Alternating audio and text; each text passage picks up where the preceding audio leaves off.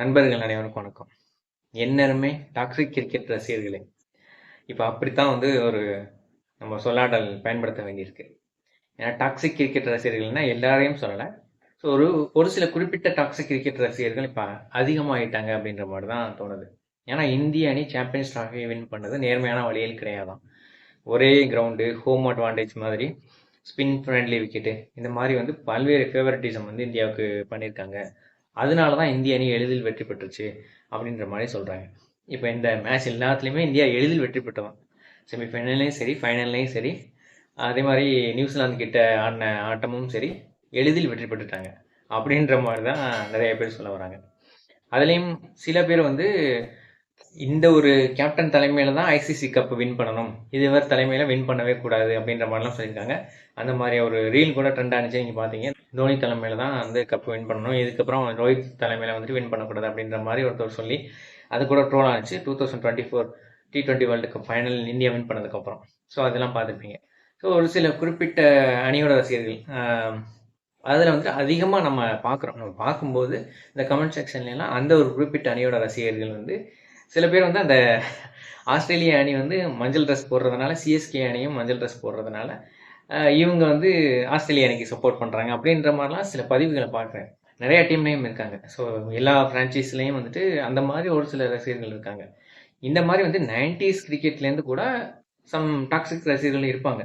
இந்திய அணி விளையாடும் போது ஆஸ்திரேலியா தான் ஜெயிக்கும், பாகிஸ்தான் தான் ஜெயிக்கும், சவுத் ஆப்பிரிக்கா தான் ஜெயிக்கும், வெஸ்ட் இண்டீஸ் தான் ஜெயிக்கும் அப்படின்ற மாதிரி இந்தியாவை கொஞ்சம் மட்டம் தட்டி பேசுகிற மாதிரியான கிரிக்கெட் ரசிகர்கள் 1990ஸ்லேருந்தே நான் பார்த்துட்டு தான் இருக்கேன். அவங்களாம் என்ன சொல்லுவாங்க அப்படின்னா, அந்த west Indies players Brian Lara நல்லா ஆடுவார், கால் கூப்பர் நல்லா ஆடுவார் அப்படின்ற மாதிரி அவங்க நல்லா ஆடுவாங்க. அது கேரி கிருஷ்ணா நல்லா ஆடுவார், கில்கிறிஸ்ட் நல்லா ஆடுவார், ஹைடன் நல்லா ஆடுவார், இந்த மாதிரி அவங்களாம் நல்லா ஆடுவாங்க, வின் பண்ணுவாங்க அப்படின்ற மாதிரி சொல்லுவாங்க. ஆனால் இப்போ இருக்கிற கிரிக்கெட் ஃபேன்ஸ் என்ன சொல்கிறாங்க அப்படின்னா, அவங்களுக்கு ஃபேவரட்டான பிளேயர்ஸ் நல்லா ஆடி கப் ஜெயிக்கணும், அப்படி இல்லைன்னா கப்பு ஜெயிக்கக்கூடாது அப்படின்ற மாதிரி ஒரு எண்ணத்துக்கு அந்த ஒரு எண்ணம் தரும் வகையில் கமெண்ட் போட ஆரம்பிச்சிட்டாங்க. ஸோ அதனால தான் டாக்ஸிசிட்டி அதிகமாகிடுச்சோ அப்படின்ற மாதிரி தோணுது. ஸோ இது ஒரு பக்கம் இருக்கட்டும். அது போக இந்த சாம்பியன்ஸ் ட்ராஃபி வின் பண்ணது சரியான முறையில் கிடையாது அப்படின்ற மாதிரி சொல்கிறாங்க. ஒரே கிரவுண்டு, ஹோம் அட்வான்டேஜ் அப்படின்ற மாதிரி சொல்கிறாங்க. இது மாதிரி முன்னாடி நடக்காமல் இருக்குதா அப்படின்றத பற்றி கொஞ்சம் டீட்டெயிலாக பார்த்துருவோம். ஸோ 1998 ஐசிசி நாக் அவுட் அப்படின்ற முறையில் இந்த சாம்பியன்ஸ் ட்ராஃபி அப்போதைக்கு தான் ஃபஸ்ட்டு நடத்தப்பட்டது. 2000 ஃபஸ்ட்டு சாம்பியன்ஸ் ட்ராஃபின்ற ஒரு நேமோட 2000 நடந்தாலும் 1998 ஐசிசி நாக் அவுட் அப்படின்ற பேரில் நடந்துச்சு. அப்போ டாக்காவில் நடந்துச்சு, பங்களாதேஷோட டாக்காவில். அங்கே ஒரே கிரவுண்டில் தான் எல்லா போட்டிகளுமே நடத்தப்பட்டது. அதே போல் 2000 நைரோபியில், கென்யாவோட நைரோபியில் தான் எல்லா போட்டிகளுமே நடத்தப்பட்டது. இது எல்லா அணிகளுக்குமே ஆக்சுவலி ஒரே கிரவுண்டு, எல்லாருக்குமே ஈக்குவலாக ஒரே கிரவுண்டில் நடத்தப்பட்டது அப்படின்ற மாதிரி நீங்கள் சொல்லலாம். அதுக்கப்புறம் 2002 நம்ம இந்தியா சாம்பியன்ஸ் ட்ராஃபி இந்தியாவும் ஸ்ரீலங்காவும் ஷேர் பண்ணும்போது அங்கே ஸ்ரீலங்கா விளையாண்ட எல்லா மேட்ச்களுமே பிரேமதாசா ஸ்டேடியம் அப்படின்ற ஒரே ஸ்டேடியத்தில் தான் நடந்துச்சு. அப்போதைக்கு இந்த மாதிரி சோஷியல் மீடியா கிடையாது, இந்த மாதிரி டாக்ஸிசிட்டி கிடையாது. அப்போ ஒரே கிரவுண்டில் தான் விளையாடுறாங்களா அப்படின்றது கூட பல பேருக்கு தெரியாது. ஏன்னா கிரிக்கெட் மட்டும்தான் அப்போ பார்ப்பாங்க. ஓகே, இந்த ஸ்டேடியம் அப்படின்ற மாதிரி அது ரொம்ப மைனூட்டாக பார்க்குறவங்களுக்கு தான் அது தெரியும். ஏன்னா அப்போ கிரிக்கெட் கிரிக்கெட்டாக பார்த்தாங்க. இப்போ கிரிக்கெட் ஒரு ஃப்ரான்ச்சைசி கிரிக்கெட்டுன்னு பிரித்து அதுலேருந்து பார்க்க ஆரம்பிச்சிட்டாங்க. அது கூட ஒரு சைடு இருக்கட்டும். பட் ஹோம் அட்வான்டேஜ் அப்படின்னு சொல்லிட்டு வேற ஒரு டீமுக்கு சப்போர்ட் பண்ணுறது என்ன மாதிரியான மனநிலை அப்படின்னு தெரியல. அந்த மாதிரி மைட்டி ஆசிஸ் அப்படின்ற மாதிரிலாம் நிறைய பேர் சொல்கிறாங்க. ஓகே, ஒரு சிறப்பான அணியை நம்ம பாராட்ட வேண்டியது தான். அப்போலாம் சவுத் ஆப்பிரிக்கா அணிக்கு இந்திய கிரிக்கெட் அணி ரசிகர்கள் கூட ரொம்ப அவங்கள ப்ரைஸ் பண்ணுவாங்க. அந்த மாதிரிலாம் இருந்துச்சு. ஸோ ஆனால் இந்தியாவை தாழ்த்தி அவங்கள ப்ரைஸ் பண்ணுறதுன்றது ரொம்ப இருக்காது. அவங்கள ப்ரைஸ் பண்ணி அவங்க நல்லா ஆடுவாங்க அப்படின்ற மாதிரி சொல்கிற ரசிகர்கள் தான் அதிகமாக இருக்கும். ஆனால் இப்போ ஆஸ்திரேலியன் பிளேயர்ஸ் உயர்த்தி சொல்லி இந்தியன் பிளேயர்ஸை கொஞ்சம் கிரிட்டிசைஸ் பண்ணுற மாதிரியான அந்த ஃபேன் பேஸ் இப்போ அதிகமாகிடுச்சு அப்படின்ற மாதிரி நம்ம சோஷியல் மீடியாவில் கவனிக்கும் போது தெரியுது. ஸோ கலரை வச்செல்லாம் அவங்க ஆஸ்திரேலியா மஞ்சள் போடுறாங்க, சிஎஸ்கே மஞ்சள் போடுறாங்க, ஸோ மஞ்சள் டீம் தான் வின் பண்ணணும் அப்படின்ற மாதிரிலாம் பேச ஆரம்பிச்சிட்டாங்க. இதெல்லாம் என்ன மாதிரியான மனநிலைன்னு தெரியல. அதாவது ஃபஸ்ட்டு ஒன் டே இன்டர்நேஷ்னல் ஆரம்பிக்கும் போதெல்லாம் வந்து இந்த கலர் ட்ரெஸ்ஸே கிடையாது. எல்லாருமே ஒயிட் அண்ட் ஒயிட்ல தான் வந்து ஆடிட்டு இருந்தாங்க. அப்போ நம்ம எந்த ட்ரெஸ் போட்டு அணி ஜெயிச்சுது? அப்போ வந்து வெஸ்ட் இண்டீஸ் தான் மிகப்பெரிய பலம் வாய்ந்த அணியாக இருந்துச்சு. அவங்க வீழ்த்தவே முடியாது அப்படின்ற மாதிரி இருந்தது. ஸோ இந்த மாதிரிலாம் வந்து இப்போ டாக்ஸிசிட்டி வந்து அதிகமாகிடுச்சு அப்படின்னு நினைக்கிறேன். 2002 ஸ்ரீலங்கா ஆன மேட்சஸ் எல்லாமே பிரேமதாசா ஸ்டேடியத்தில் நடந்துச்சு அப்படின்னு சொன்னேன்.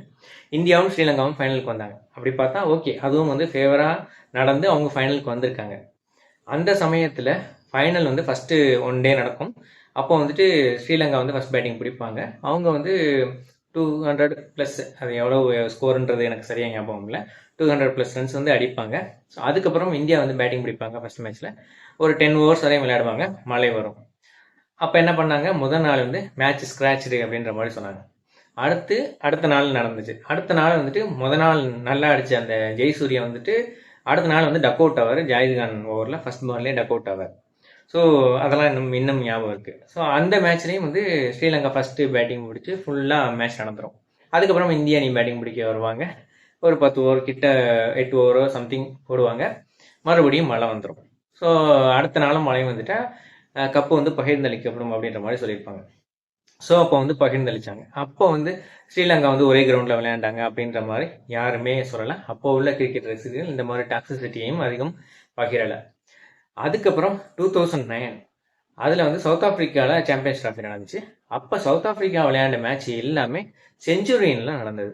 அவங்க வந்து லீக்ல 3 மேட்ச் விளையாண்டாங்க. அதில் 2 தோற்று ஆட்டோமேட்டிக்காக வெளியேறிட்டாங்க.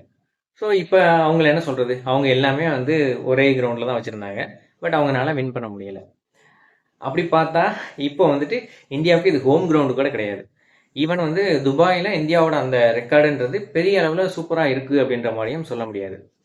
ஸ்பின்லையும் இந்திய அணி வந்து அவ்வளோ சிறப்பாக ஆடுது அப்படின்ற மாதிரி சொல்ல முடியாது. ஏன்னா வந்து ஸ்பின்னுனால தான் நியூசிலாந்து கிட்ட இந்திய அணியை அந்த டெஸ்ட் சீரீஸை வந்து இழந்தாங்க. இப்போ இந்திய அணி வந்து அப்போ வந்து ஃபேவரட்டிசம்னால வந்து ஜெயிக்கலை. உண்மையிலே அவங்க வந்து ஒரு கஷ்டப்பட்டு விளையாண்டு தான் ஜெயிச்சிருக்காங்க. ஸோ இது நாள் வரைக்கும் இந்திய அணி வந்து இந்த மாதிரி செமிஃபைனல், ஃபைனல் அந்த மாதிரிலாம் வந்து சோக் பண்ணிடுவாங்க. அந்த இடத்துல வந்து ஏதாவது ஒரு மிஸ்டேக் பண்ணி தோற்றுருவாங்க.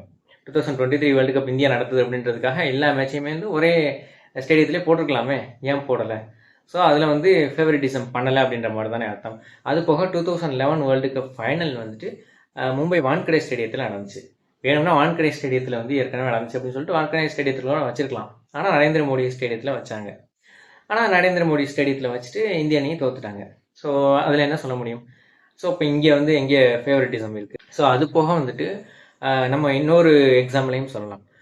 2002 மேட்ச் ஸ்க்ராட்ச் அப்படின்னு சொல்லிட்டு அடுத்த நாள் வந்து நடத்துனாங்க. அதில் 2019 இந்தியாவுக்கும் நியூசிலாந்துக்கும் செமிஃபைனல் நடந்துச்சு. அது 2 நாள் நடந்துச்சு. ஜூலை 9 அண்ட் 10 2 நாள் நடந்துச்சு. ஜூலை 9 வந்து நியூசிலாந்து பேட்டிங் பிடிக்கிறாங்க. அவங்க பேட் பண்ணி முடிக்கிறாங்க. அதுக்கப்புறம் மழை வந்துடுது. அப்படி பார்த்தா 2002 என்ன நடந்துச்சு, மேட்ச் ஸ்க்ராட்ச்டு அப்படின்ற மாதிரி இருந்துச்சு. அது ஃபைனல், இது செமிஃபைனல், அதான் வித்தியாசம். பட் அந்த ரூல் வந்து இங்கே அப்ளை ஆகலை. ஏன்னா இங்கே ரூல் வேறு. செமிஃபைனலில் அப்படி வந்து மேட்ச் வந்து மழையினால் பாதிக்கப்பட்டுச்சுன்னா அடுத்த நாள் வந்து அது செகண்ட் பேட்டிங் ஒரு ஓவர் கூட போடலை அப்படின்னா தொடர்ந்து நடக்கும் அப்படின்ற மாதிரி அந்த ரூல்ஸ் வச்சுருந்தாங்க. அதனால அடுத்த நாள் அந்த மேட்ச் நடந்துச்சு.